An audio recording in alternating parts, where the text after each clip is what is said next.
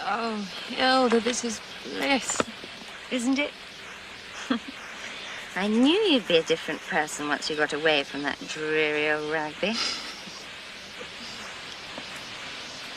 It's strange. I feel quite free of him, quite clear. And then this fire comes up in me and it's... Mr. Miller's, I presume. Yes.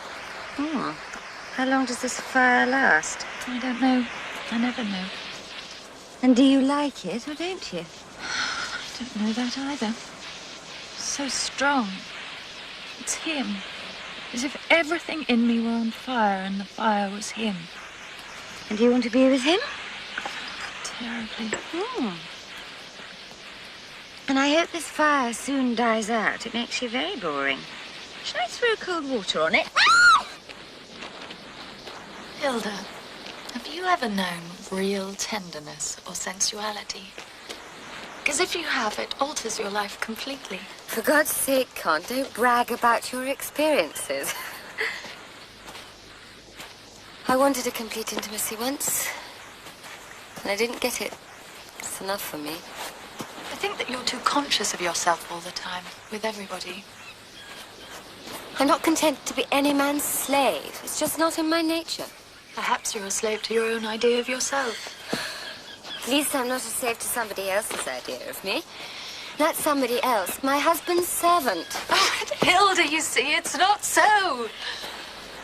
Connie, darling, I think it's a mistake to have a man permanently about. Men and women are so different. Why should they be chained up together? One of them has to give way. Whichever one it is, the result is nasty, in my opinion. Hilda, love can be wonderful. You feel so alive in the middle of creation. I imagine every mosquito feels the same. Do you? Nice for it. There's something quite starry about him. What starry? His body and his penis. I don't know how strange it is. It's like a little god. It's far more sacred than Clifford being a baronet or Father being an artist. But Mellor's sex doesn't rule the world, whereas Clifford's title and Father's art do. Well, they don't rule me. If your Mellors were master of anything except his dog and his dick, you might stand a chance. But as you cannot marry him and worship his little god, it's rather a fallen idol as far as power goes. Hilda, you don't understand. Sex is really only touch. The closest of all touch, and it's that we're afraid of. It is the most sacred part of a man. It's nothing to be ashamed of. For a man like Mellors who has nothing else, maybe. But other men have minds and creativity. And it's that a woman falls for. So it's not the most sacred part of a man. But it should be.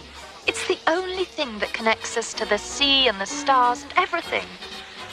When I used to look at the evening star, I thought, how wonderful. But now it's in me as well as outside me. I need hardly look at it at all. It is me. You've fallen in love, that's all. Unhappily with Mellors.